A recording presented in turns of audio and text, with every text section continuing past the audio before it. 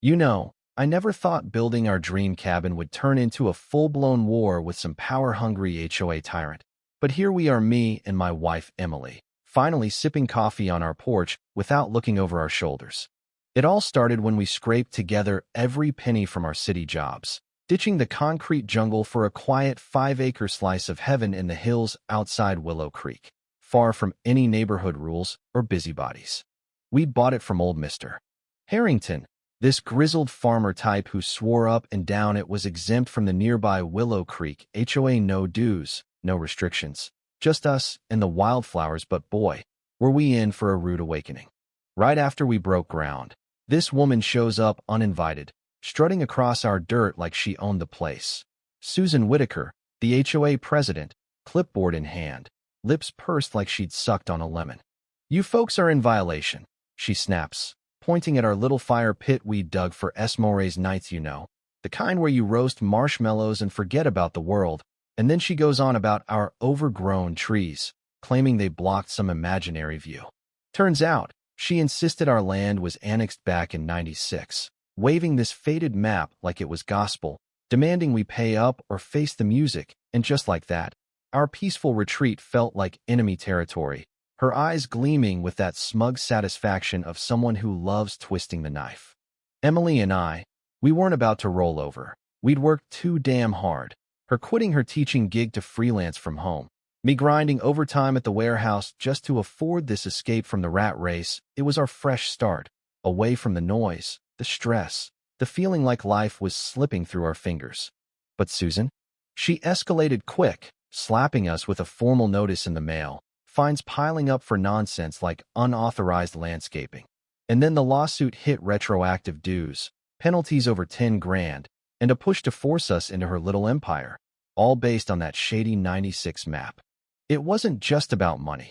I could see it in her face during our first real confrontation, when she cornered us at the property line one evening, her voice dripping with fake concern. "You city folks think you can waltz in and ignore the rules we've built to keep this community pristine? Pay up, or we'll make sure you regret it."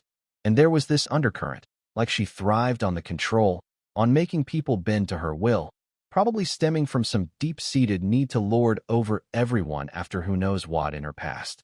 Things got uglier from there. Sabotage started creeping in, subtle at first, like drones buzzing overhead at odd hours, capturing evidence of our so-called infractions, making us feel watched, paranoid even. And then one morning, our well pump sputters out, clogged with sand someone had dumped in overnight, costing us a fortune to fix. But the real kicker? Waking up to find our cabin's fresh blue siding slathered in beige paint, her HOA's approved color caught on our trail cam, a couple of her goons giggling like idiots in the dark. We confronted her at the next HOA meeting, storming in with the footage on my phone, and she just smirks, crossing her arms, prove it was us. Accidents happen out here in the country, but her eyes betrayed her, that flicker of glee at our frustration, like she was playing a game where she held all the cards.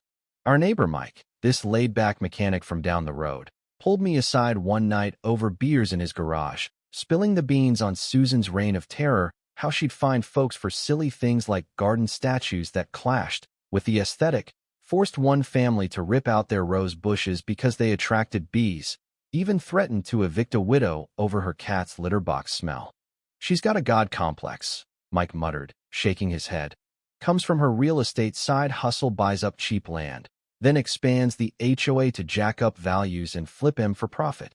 It hit me then, the motive behind it all, not just petty control, but greed, pure and simple, turning community into her personal piggy bank, and our land was the next prize, 5 acres she could annex, develop, and cash in on, especially since it bordered her own sprawling lot, fueling some jealous rivalry she'd harbored since Mr. Harrington sold to outsiders like us. Emily dove headfirst into the research, poring over county records late into the night, her brow furrowed under the desk lamp as she uncovered how sloppy that '96 map looked, edges doctored, signatures mismatched, and piecing together Susan's scheme, properties she'd snapped up for peanuts only to include them later, pocketing maybe a couple million over the years. We even drove out to see Mr. Harrington at his retirement home, the old man lighting up with recognition, Pulling out yellow documents from a dusty box, turns out, back in '94, as a founding member, he'd gotten the board to exempt his entire spread, including our parcel, with official minutes and an original map stamped and signed. "That Whitaker woman's always been a schemer," he grumbled, handing us the proof. "Tried to bully me once. Don't let her win." It was a turning point, that moment, not just evidence, but a spark of righteous anger, realizing this wasn't random. It was personal, her resenting anyone who slipped her grasp, especially after some old grudge with Harrington over land disputes decades ago. We could have packed up, sold the place, taken the easy out, but nah, something shifted inside me. This stubborn fire Emily always teases me about, and we decided to fight, not just for our cabin, but for everyone she'd steamrolled, turning her own tactics against her. Our plan hit on two fronts. Legally, we fed everything to our lawyer, building an airtight case with the forgeries exposed. Publicly, Mike helped us print anonymous flyers, slipping them under doors around Willow Creek. Is your HOA president profiting off your backs? See the evidence, and oh man, the backlash was swift, whispers turning to shouts at meetings, folks sharing their own horror stories, like the time Susan had a guy's dog seized over barking complaints she fabricated herself. Susan panicked, firing off denial letters to every mailbox, her voice cracking in a hastily called assembly. "These are lies from jealous newcomers. I'll sue anyone spreading them." But it backfired spectacularly. More drones showing up at our place.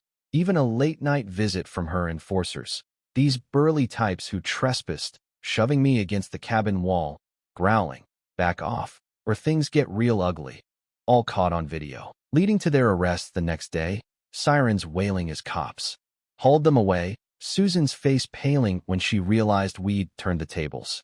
The climax came in court, this stuffy room packed with tense faces. Susan's lawyer painting her as the beleaguered guardian of community standards, dramatically unveiling that forged '96 map like it was Excalibur. "Your Honor, these defendants are squatters defying lawful expansion." But our side, we hit back hard. I took the stand, voice steady despite the nerves, recounting the harassment, the sabotage. Then our lawyer dropped the bombs. The '94 originals, Harrington's testimony via affidavit, records of her real estate flips tied to boundary tweaks, videos of the paint job, and assault, the judge's gavel slamming down as he dismissed the case with prejudice, ordering Susan to cover all costs out of pocket, and referring her for criminal probes on forgery, fraud, even perjury. The room erupted, her composure shattering as she stormed out, muttering curses. It was like watching a villain unmasked in slow motion, that high of justice washing over us. Emily squeezing my hand, tears in her eyes. In the aftermath, Willow Creek ousted her in an emergency vote, her real estate license yanked by the state, and ironically, the HOA slapped her with assessments to pay her own legal bills. Sweet, poetic payback. We settled back into our life. Evenings on the porch watching fireflies dance, the fire pit crackling without fear, reflecting on how our stubborn streak and a bit of clever digging toppled a bully who'd terrorized folks for years. It taught me that freedom's worth the fight, that communities thrive when you stand up, not bow down. But here's the thing that still nags at me: was Susan just a product of a broken system? These HOAs gone rogue? Or was she always a wolf in sheep's clothing? And what about the gray areas? Like, when does protecting your neighborhood cross into tyranny?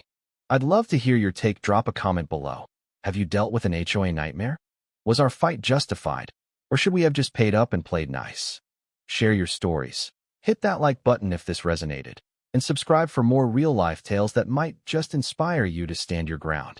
Thanks for listening. Catch you next time.